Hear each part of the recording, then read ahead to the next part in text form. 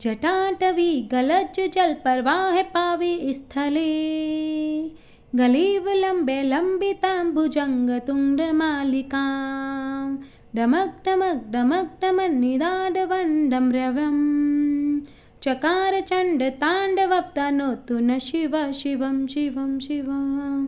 हर हर महादेव, जय भोलेनाथ। आप सभी का अपने चैनल कर लो बातें में हार्दिक स्वागत है। भगवान भोलेनाथ और माता पार्वती की कृपा आप सभी पर सदैव बनी रहे। आज आप सुनेंगे शिव पुराण की कथा अध्याय 13। भगवान सदाशिव का ध्यान करते हुए पूरी श्रद्धा के साथ इस पावन कथा का आप रसपान कीजिए। इससे पहले के 12 अध्याय आपने नहीं सुने हैं तो हमारे चैनल पर जाकर सुन सकते हैं। जो भी भक्तजन इन कथाओं को सुनना चाहते हैं वो आप हमारे चैनल को सब्सक्राइब करके बेल आइकन दबाएं, जिससे इन वीडियो की नोटिफिकेशन आपको समय पर मिलती रहे। तो चलिए कथा की ओर बढ़ते हैं। हर हर महादेव। नारद जी ब्रह्मा जी से कहते हैं, हे ब्राह्मण, दक्ष प्रजापति को देवी के वरदान के बाद वरदान आप प्रीतिक पूर्वक मुझे कहे। तब ब्रह्मा जी बोले, हे नारद, दक्ष प्रजापति ने अपने आश्रम में जाकर प्रसन्नचित होकर मेरी आज्ञा से बहुत सी मानसिक सृष्टि की, किंतु इस सृष्टि को बढ़ता हुआ न देखकर दक्ष अपने पितामह ब्रह्मा से कहने लगे, हे तात, हे ब्राह्मण, बनाई गई प्रजा बढ़ नहीं रही है। मैंने भली प्रकार से विचार कर देख लिया है। मैंने जितनी भी सृष्टि की है वह उतनी ही है। प्रजा के न बढ़ने पर मैं क्या करूं? यह मेरी प्रजा किस प्रकार बढ़ेगी? आप कोई ऐसा उपाय बताइए जिससे प्रजा की सृष्टि के क्रम का विस्तार करो। ब्रह्मा जी बोले, हे दक्ष प्रजापति, हे तात, मेरी उत्तम बात सुनिए। हे सूरश्रेष्ठ, भगवान शंकर आपका कल्याण करेंगे। परजेश पंचजन प्रजापति की जो अश्विनी नामक सुंदर पुत्री है उसे आप पत्नी रूप से ग्रहण कीजिए। अभी तक आप पत्नी रहित होकर धर्माचरण करते रहे हैं, किंतु इस प्रकार की पत्नी में धर्म से पर्वत होकर जब आप सृष्टि करेंगे तब प्रजा बढ़ेगी।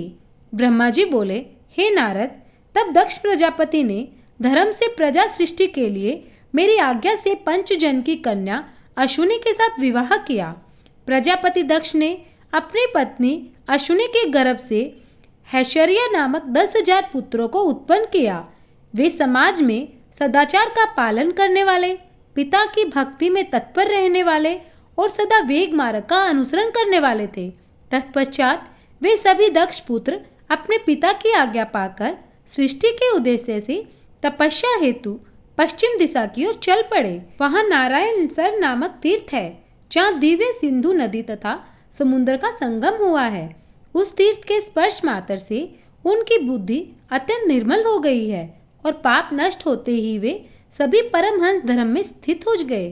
तत्पश्चात उचित वर्त वाले और श्रेष्ठ वे दक्ष पुत्र पिता की आज्ञा से बंधे होने के कारण प्रजावर्द्धि के लिए तप करने लगे। हे नारद, सृष्टि संवर्धन हेतु उन्हें वहां तप करते हुए जानकर और विष्णु का मनोगत अभिप्राय समझकर आप उनके पास गए और आदरपूर्वक आपने उनसे कहा, हे दक्ष पुत्र हर्यश्व, तुम लोग पृथ्वी का विस्तार न जानकर सृष्टि के क्रम में किस प्रकार पर्वत हुए हो। ब्रह्मा जी बोले, हर्यश्वगण आपकी कही हुई बात सुनकर सृष्टि के विषय में सावधान होकर मन में बहुत विचार करने लगे। जो उत्तम शास्त्र रूपी पिता के निर्वर्ती परम वचनों को नहीं जानता, वह केवल गुणों पर ही विश्वास रखने वाली सृष्टि का उपक्रम किस प्रकार कर सकता है। हे परम बुद्धिमान दक्ष पुत्र, एकाग्र बुद्धि से ऐसा विचार कर देव ऋषि नारद की परिक्रमा करके एवं उन्हें प्रणाम कर निर्वती मार्ग में प्रायण हो गए। हे नारद, हे मुनि, आप शिवा की माया में लोक में पर्यटन करते रहते हैं तथा निर्विकार रहकर शिवा की चित्तवृत्ति के अनुसार रहते हैं। कुछ काल बीतने पर मेरे पुत्र दक्ष प्रजापति ने नारद जी के द्वारा अपने पुत्रों के नाश का समाचार सुनकर बहुत संतप्त हुए। उस समय आपने शोक करते हुए दक्ष से बार बार कहा, आप अच्छी संतान वाले थे, क्योंकि आपकी पुत्र श्रेष्ठ संतान उत्तम मार्ग का अनुसरण करते हुए मुक्त हो गई, किंतु यह दक्ष शिवा की माया से मोहित होकर बार बार शोक करते रहे। तदनंतर दक्ष के पास आकर मैंने उन्हें शांति भाव का उपदेश देकर सांत्वना देते हुए कहा, शोक मत करो, देव बड़ा प्रबल होता है। तब दक्ष प्रजापति ने मेरे द्वारा धैर्य बंधाए जाने पर पुनः पंचजन की कन्या अश्विनी के गर्भ से 1000 पुत्रों की उत्पन्न किया। दृढ़ व्रत वाले वे सभी शबलाश्व भी पिता की आज्ञा से सृष्टि संवर्धन हेतु वहां गए, जहां उनसे पूर्व उनके भाई गए थे और सिद्ध हो गए थे। वे उस तीर्थ के स्पर्श मात्र से सफलता निष्पाप तथा शुद्ध अंतःकरण वाले हो गए और उत्तम व्रत में प्रायण होकर ब्रह्मा का जाप करते हुए कठिन तप करने लगे। हे नारद, आपने उन्हें सृष्टि करने के लिए तपस्या में उद्यत देखकर उनके पास जाकर ईश्वर की गति का स्मरण करते हुए वही उपदेश दिया जो पूर्व में उनके भाइयों को दिया था। हे मुनि, आपका दर्शन निष्फल नहीं होता, इसीलिए आपने उनको भी पूर्व के भाइयों के मार्ग का उपदेश दिया, जिससे वे भी अपने भाइयों के मार्ग का अनुसरण करते हुए उसी मार्ग पर चल गए।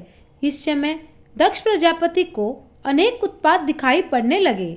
वे अपने पुत्रों को आया न देखकर आश्चर्यचकित होकर मन में दुखी हो गए। उन्होंने अपने प्रथम पुत्रों के नाश के समान ही इन पुत्रों के भी नाश का समाचार सुना, तो वे आश्चर्य में भरकर पुत्र शोक से मूर्छित होकर अत्यंत संतप्त हो उठे। वे दक्ष आप पर कुपित हो गए और कहने लगे, हे अधमों में श्रेष्ठ, तुमने साधु का रूप धारण करके मेरे सत्पुत्रों को यह कैसा उपदेश किया? तुमने मेरे इन पुत्रों को इस प्रकार भिक्षु मार्ग का उपदेश क्यों दिया, जो उनके लिए कल्याणकारी नहीं था? तुम्हारे जैसी निर्दयी चेष्टा से देव ऋषि तथा पितृ ऋण से मुक्त हुए बिना ही मेरे पुत्रों को ऐसा उपदेश देकर उनके इस लोक तथा परलोक के कल्याण को नष्ट कर दिया। क्योंकि जो बिना तीनों ऋणों से मुक्त हुए ही माता पिता को छोड़कर मोक्ष की इच्छा करता हुआ निर्वती मार्ग का अनुसरण करता है, वह नरकगामी होता है। तुम निर्दयी, अत्यंत निर्जल, बालकों को बहकाने वाले तथा यश को नष्ट करने वाले हो। तुम हरि के पार्षदों के बीच में व्यर्थ ही विचरण करते हो। तुमने बार बार मेरा अहित किया है, इसीलिए लोक में भ्रमण करते हुए तुम्हारा कहीं स्थिर निवास न रहे।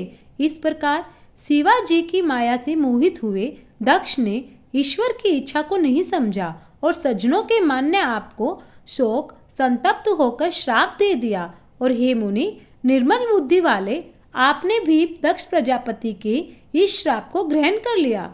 ब्रह्मा जी बोले, हे देव मुनि, साधु स्वयं इस प्रकार के आघात को सहन कर लेता है।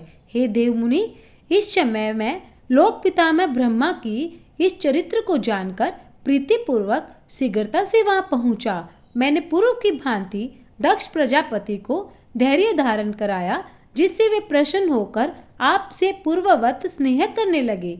हे मुनि, मैं देवताओं में प्रिय अपने पुत्रों आपको प्रेम पूर्वक बहुत धीरज देकर अपने साथ लेकर आश्रम को लौट आया।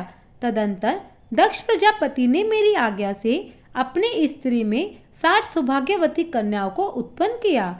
दक्ष ने दोष रहित होकर उन कन्याओं का विवाह धर्म आदि के साथ जिस प्रकार किया, वह प्रीतिपूर्वक आप सुनिए। हे मुनीश्वर, दक्ष ने 10 कन्याएं धर्म को, 13 कश्यप मुनि को, 27 कन्याएं चंद्रमा को विधि पूर्वक दी, 2 कन्याएं अंगिरा तथा कृशाश्व को और अन्य कन्याएं तार्क्ष्य को दी। कुछ लोग शिवा को इन कन्याओं से ज्येष्ठ कहते हैं, कोई मध्य कहते हैं, कोई सबसे छोटी मानते हैं, किंतु कल्प भेद में से तीनों ही सही है। कन्या की उत्पत्ति के बाद पत्नी सहित दक्ष प्रजापति ने अत्यंत प्रेम से अपने मन में जगदम्बा का ध्यान किया। उन्होंने गदगद स्वर से प्रेम पूर्वक विनय युक्त होकर हाथ जोड़कर बार बार नमस्कार करके उनकी स्तुति की। तभी भी देवी संतुष्ट होकर मन में विचार करने लगी कि मुझे अपने प्रतिज्ञा को पूर्ण करने के लिए अवतार लेना चाहिए। इसके बाद उन जगदम्बा ने दक्ष के मन में निवास किया। हे मुनि सत्तम, उस समय वे अत्यंत शोभित होने लगे। तात गर्भ में शिवा के निवास के प्रभाव से दक्ष पत्नी अश्विनी महामंगल स्वरूप और पहले की अपेक्षा अधिक प्रसिद्ध हो गई। उस समय दक्ष पत्नी अपने कुल की परंपरा के अनुसार, वेद के अनुसार तथा अपने सामर्थ्य के अनुरूप प्रसन्नता पूर्वक पुंसवन आदि सभी संस्कार करने लगी। दक्ष प्रजापति ने ब्राह्मणों को उस समय यथेष्ट धन प्रदान किया। उस समय विष्णु आदि सभी देवगण देवी के अश्विनी के गर्भ से आई हुई जानकर प्रसन्न हो गए और वहां आकर सभी लोगों को उपहार करने वाली उस जगदम्बा को बार बार प्रणाम करके उनकी स्तुति की। उसके बाद प्रसन्नचित होकर विरहिणी तथा दक्ष प्रजापति की बहुत ही प्रशंसा कर वे अपने अपने घर चले गए। 9 मास पूर्ण हो जाने पर समस्त लौकिक क्रियाएं कर लेने के बाद जब 10वां मास पूर्ण हो गया तब भी शुभ ग्रह नक्षत्र आदि के अनुकूल होने पर सुखद मुहूर्त में शीघ्र ही माता के सामने प्रकट हो गई। उनके उत्पन्न होते ही प्रजापति दक्ष बड़े प्रसन्न हुए तथा उनकी प्रकृति को देखकर उन्होंने उन्हें वही शिवा देवी समझा। हे मुनीश्वर, उन देवी के उत्पन्न होते ही उस समय आकाश में पुष्प वृष्टि होने लगी, मांगलिक जल की वर्षा प्रारंभ हो गई और सभी दिशाएं शांत हो गई। देवता आकाश में स्थित होकर उत्तम वाद्य बजाने लगे, शांत अग्नि प्रज्वलित हो उठी।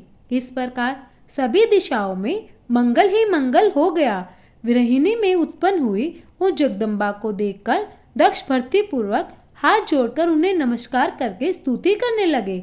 दक्ष बोले, नमस्कार है, हे शक्ति, हे सत्य स्वरूपिणी महादेवी, मेरे ऊपर दया करे। वेद के ज्ञाता जिन्हें शिवा, शांता, महामाया, योग निद्रा तथा जगन्मयी कहते हैं, उन आप हितकारिणी देवी को मैं नमस्कार करता हूँ, जिन्होंने पूर्व काल में ब्रह्मा जी को उत्पन्न कर इस जगत की सृष्टि के कार्य में नियुक्त किया है। उन परम जगन माता महेश्वरी को मैं नमस्कार करता हूँ, जिन्होंने सदा संसार के पालन पोषण के लिए विष्णु को नियुक्त किया है। उन परमात्मा जगन माता महेश्वरी को मैं नमस्कार करता हूँ, जिन्होंने संसार के विनाश के लिए रुद्र को नियुक्त किया है। उन परम जगन माता महेश्वरी को मैं नमस्कार करता हूँ, सत्व, रज और तम रूप वाली, सर्वदा समस्त कार्यों को साधने वाली, उन तीनों देवताओं को उत्पन्न करने वाली, उन आप शिवा देवी को मैं नमस्कार करता हूँ। हे देवी, जो आपको विद्या अविद्या इन दोनों रूपों में स्मरण करता है, उसके हाथ में भोग तथा मोक्ष दोनों ही स्थित हो जाते हैं। हे देवी, जो परम पावनी सेवा स्वरूप आपका प्रत्यक्ष दर्शन करता है, उसे विद्या तथा अविद्या को प्रकाशित करने वाली मुक्ति अपने आप मिल जाती है। हे जगदम्बे, जो अंबिका, जगन्मयी एवं दुर्गा इन नामों से आपका भवानी का सत्वन करते हैं, उन्हें सभी मनोरथ पूर्ण हो जाते हैं। जब इस प्रकार जगन माता शिवा की स्तुति दक्ष प्रजापति ने की, तब भी दक्ष से इस प्रकार कहने लगी, जिससे कि माता अश्विनी न सुन सके। नाना प्रकार के रूपों को धारण करने वाली उन परमेश्वरी शिवानी ने सबको मोहित करके इस प्रकार कहा, जिसे केवल दक्ष ही सुन सके। देवी बोली, हे प्रजापति, आपने मुझे पुत्री रूप में प्राप्त करने हेतु पहले मेरी आराधना की थी, वह अभिष्ट पूरा हुआ। अब आप पुनः तपस्या कीजिए। तब ब्रह्मा जी बोले, इस प्रकार दक्ष से कहकर वे देवी अपनी माया से शिशु का रूप धारण कर माता के पास रोने लगी। इस रुदन को सुनकर, इस रहस्य को जानकर स्त्रियां तथा समस्त दासियां भी आश्चर्यचकित होकर प्रसन्नता पूर्वक वहां गई और अश्विनी को पुत्री के रूप में देखकर सभी स्त्रियां परम प्रसन्न हो गई। उस समय समस्त नगर वासियों ने भी जय जयकार किया। नगर में गाने बजाने के साथ महान उत्सव होने लगा। पुत्री का सुंदर मुख देखकर अश्विनी तथा दक्ष परम प्रसन्न हुए। दक्ष प्रजापति ने विधि पूर्वक वेद विहित कुलचार किया और ब्राह्मणों को दान दिया तथा अन्य लोगों को भी बहुत सा धन दिया। वहाँ सभी और मंगलचार पूर्वक गायन तथा नृत्य होने लगा और अनेक प्रकार के वाद्य बजने लगे। शिवा के जन्म के समय विष्णु आदि सभी देवगण अपने अपने अनुचरों तथा मुनियों के साथ आकर यथाविधि अनेक उत्सव करने लगे। दक्ष कन्या के रूप में अवतरित हुई उन परमेश्वरी जगदम्बा को देखकर देवताओं ने विनय पूर्वक उन्हें प्रणाम किया और अनेक प्रकार के उत्तम स्त्रोतों द्वारा उनकी स्तुति की। सभी देवता प्रसन्न होकर जय जयकार करने लगे और दक्ष तथा अश्विनी को विशेष रूप से प्रशंसा करने लगे। दक्ष प्रसन्न होकर विष्णु आदि देवताओं की आज्ञा से सभी गुणों से संपन्न होने के कारण उस प्रस्त अंबिका का उमा यह नाम रखा। उसके बाद लोक में उनके लिए अन्य नाम भी पड़े जो मंगल करने वाले तथा लोगों के दुख को दूर करने वाले थे। उस समय दक्ष प्रजापति ने हाथ जोड़कर विष्णु, महेश, ब्रह्मा, संपूर्ण मुनियों तथा देवताओं की स्तुति करके भक्ति पूर्वक सभी लोगों का पूजन किया। तदंतर विष्णु आदि सभी देवगण दक्ष की प्रशंसा कर शिवा तथा शिव का स्मरण करते हुए अपने अपने स्थान को चले गए। उसके बाद माता ने भी यथोचित रूप से उस कन्या के संस्कार कर बालक को स्तनपान कराने की विधि से उसे अपना दूध पिलाया।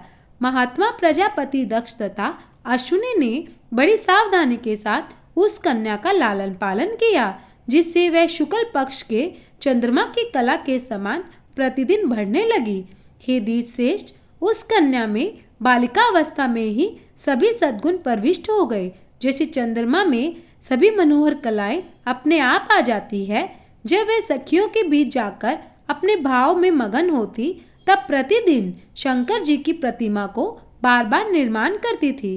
जब वह शिवा बालोचित गाने लगी तो वे काम पर शासन करने वाले हर रुद्र तथा स्थान का गान और स्मरण करती थी। दक्ष प्रजापति तथा अश्विनी का स्नेह दिन प्रतिदिन उस कन्या पर बढ़ता ही गया। यद्यपि वह बालिका थी, फिर भी वह अपने माता पिता से बड़ी भक्ति रखती थी। सभी बलोचित गुणों से परिपूर्ण वह उमा देवी अपने घर के सभी कार्यों में निपुणता से संपन्न कर प्रतिदिन अपने माता पिता को संतुष्ट करने लगी। ब्रह्मा जी बोले, हे मुनि, एक समय आपके साथ जाकर मैंने त्रिलोकी की सर्वभूता उन सती को अपने पिता के पास बैठी हुई देखा। पिता के द्वारा नामांकित तथा संस्कृत होते हुए हम दोनों को देखकर लोक लीला का अनुसरण करने वाली उन सती ने प्रेम पूर्वक आपको तथा मुझे प्रणाम किया। हे नारद, प्रणाम करने के पश्चात दक्ष के द्वारा दिए हुए आसन पर हम दोनों बैठ गए।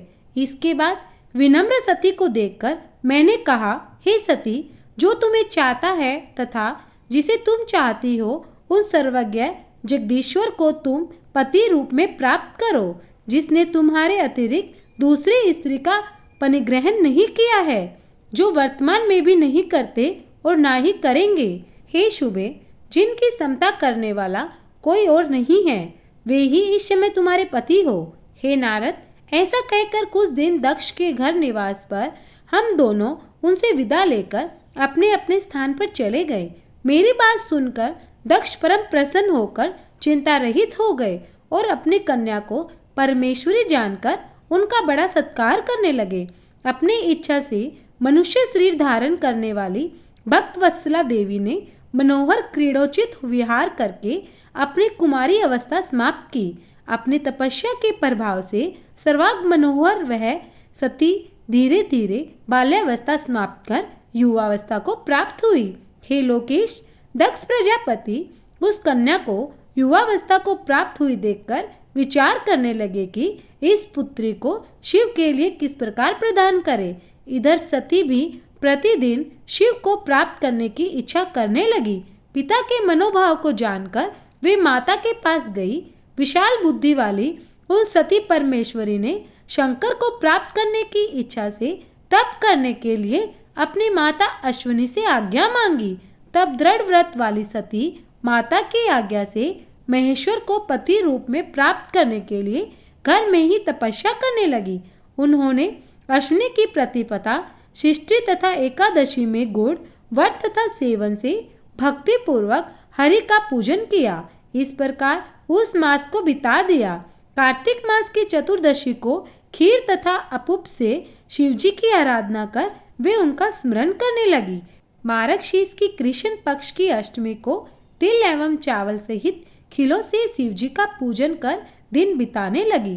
पौष शुक्ल पक्ष की सप्तमी तिथि को रात्रि में जागरण करके प्रातःकाल खिचड़ी से शिवा का पूजन करने लगी। माघ की पूर्णिमा तिथि को रात्रि में जागरण कर प्रातःकाल भीगे वस्त्र पहनकर वे नदी के किनारे शिवा का पूजन करने लगी। फाल्गुन कृष्ण चतुर्थी को रात्रि में जागरण कर सब प्रहरों में वेल पत्र तथा वेल वल से शिवा की पूजा विशेष रूप से करने लगी। चैत्र शुक्ल चतुर्दशी को वे सती कलाश पुष्प तथा दुर्वा से शिव जी की पूजा करती थी तथा दिन रात उनका स्मरण करती हुई समय व्यतीत करती थी। वैशाख शुक्ल तृतीया को भात तिल जौ एवं चावलों से शिव जी का पूजन कर उस मास को व्यतीत करने लगी। जेठ की पूर्णिमा के दिन निराहार रहकर रात्रि में वस्त्र एवं पुष्पों से शिव जी का पूजन करके भी सती उस मास को व्यतीत करने लगी। आषाढ़ शुक्ल चतुर्दशी को कलश वस्त्र एवं पुष्पों से शिव जी की पूजा करने लगी। श्रावण शुक्ल अष्टमी तथा चतुर्दशी तिथि को पवित्र यज्ञोपवीत तथा वस्त्रों से शिव जी का पूजन करने लगी।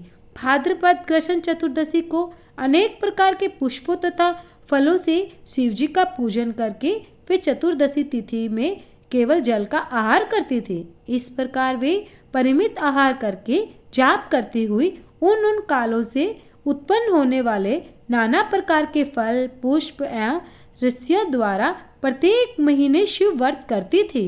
अपनी इच्छा से मानव रूप धारण करने वाली वे सती दृढ़ व्रत से युक्त होकर सभी महीनों में तथा सभी दिनों में शिव पूजन में तत्पर रहने लगी।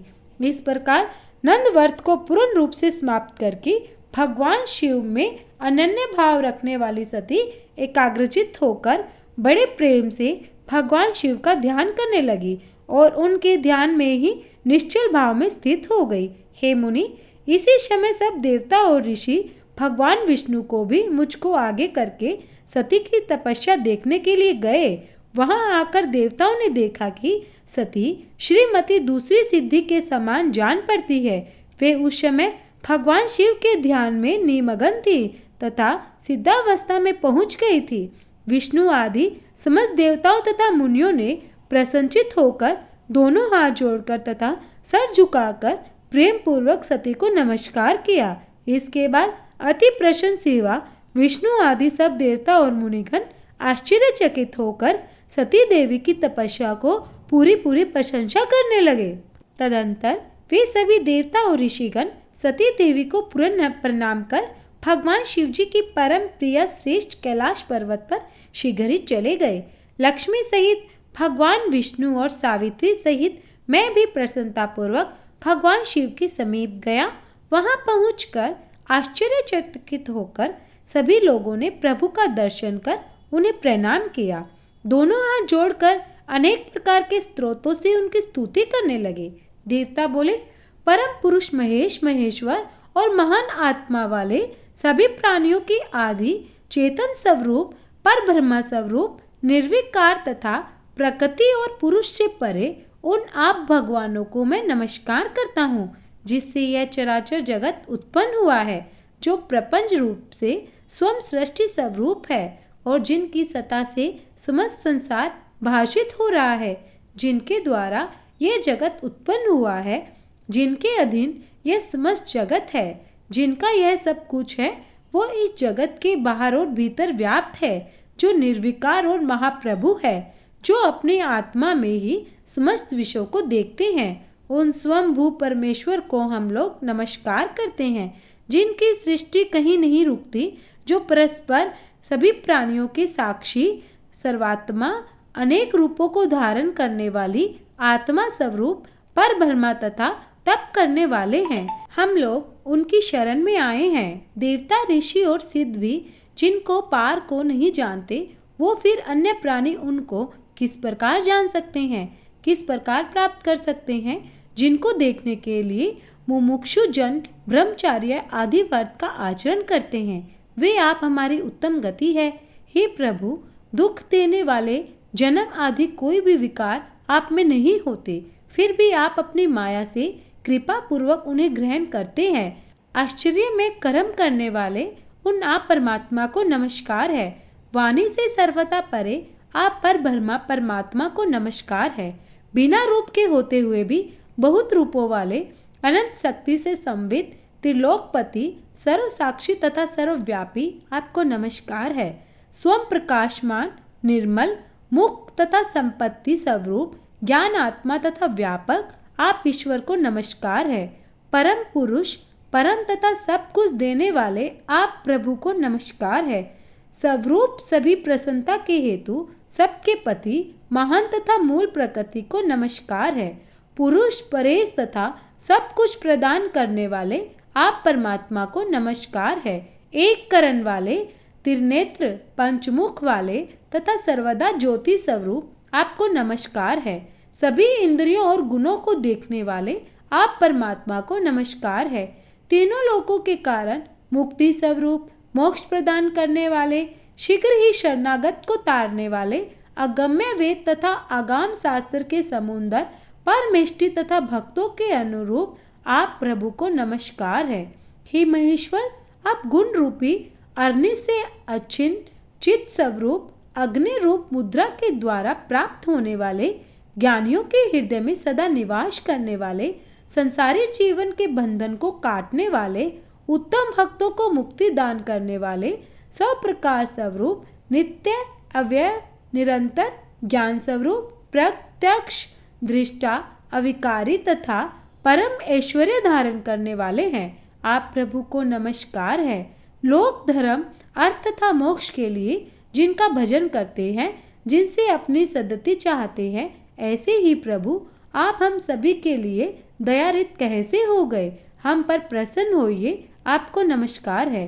आपकी अनन्य भक्ति आपसे किसी अन्य अर्थ की अपेक्षा नहीं करती। वेद केवल आपके मंगल स्वरूप चरित्र को ही गाया करते हैं। अविनाशी परब्रह्मा, अव्यय स्वरूप वाले, व्यापक, अध्यात्म तथा योग से जानने योग्य और परिपूर्ण आप प्रभु की हम स्तुति करते हैं। हे अखिलेश्वर, इंद्रियों से परे, स्वयं आधार रहित, अनंत, आदि और सूक्ष्म आप प्रभु को हम सभी प्रणाम करते हैं। आपने अपनी तटस्था कला जैसी नाम रूप के द्वारा विष्णु आदि सभी देवताओं तथा इस चराचर जगत की अलग अलग सृष्टि की है। जैसे अग्नि की चिंगारियां तथा सूर्य की किरणें बार बार निकलती है, फिर उन्हीं में लीन हो जाती है, उसी प्रकार सृष्टि का यह प्रवाह त्रिगुणात्मक कहा जाता है। हे प्रभु, आप न देवता हैं, न असुर है, न मनुष्य हैं, न पक्षी हैं, न द्विज है, न स्त्री हैं, न पुरुष, न नपुंसक, यहाँ तक कि कुछ भी नहीं है। श्रुतियों के निषेध से जो शेष बचता है, वही निषेध स्वरूप आप है। आप विश्व की उत्पत्ति करने वाले, विश्व के पालक, विश्व का लय करने वाले तथा विश्व आत्मा है। उन ईश्वर को हम सभी प्रणाम करते हैं। योग से दग्ध हुए कर्म वाले योग लोग अपनी योग शक्ति चित्त में जिन्हें देखते हैं, ऐसे आप योगेश्वर को हम लोग नमस्कार करते हैं। हे तीनों शक्तियों से संपन्न, असहाय वेद तथा त्रिमय आपको नमस्कार है। अनंत शक्तियों से युक्त तथा शरणागतों की रक्षा करने वाले आपको नमस्कार है। हे दुर्गे, दुष्ट इंद्रियों वालों के लिए आप सर्वदा दुष्प्राप्त है, क्योंकि आपको प्राप्त करने का मार्ग ही दूसरा है। सदा भक्तों के उद्धार में तत्पर रहने वाले तथा गुप्त शक्ति से संपन्न आप प्रभु को नमस्कार है। जिनकी माया शक्ति के कारण हम बुद्धि से युक्त मूर्ख अपने स्वरूप को नहीं जान पाते हैं, उन निर्विज्ञ महिमा वाले आप महाप्रभु को हम नमस्कार करते हैं।